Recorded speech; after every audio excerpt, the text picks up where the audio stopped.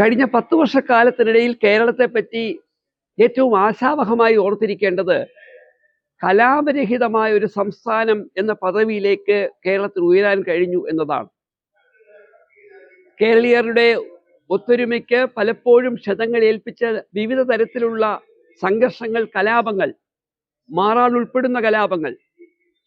തിരുവനന്തപുരം ചാലക്കമ്പോളം കത്തിയമർന്ന വിഷയം, തലശ്ശേരി കലാപം, ഇങ്ങനെ അവിടെയും ഇവിടെയുമായി കേരളത്തെ നാണക്കെടുത്തുന്ന മതസംഘർഷങ്ങൾ ഉണ്ടായതെല്ലാം തന്നെ ഐക്യജനാധിപത്യ മുന്നണി കേരളം ഭരിക്കുമ്പോഴായിരുന്നു എങ്കിൽ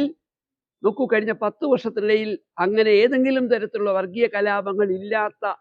കേരളത്തിന്റെ യശസ് ഉയർത്തിയ ഒരു ഭരണ സംവിധാനം ഇവിടെ ഉണ്ട് എന്നത് നമ്മൾ പ്രത്യേകം സ്മരിക്കണം. കേരളീയ ജനങ്ങളുടെ ഒരുമയും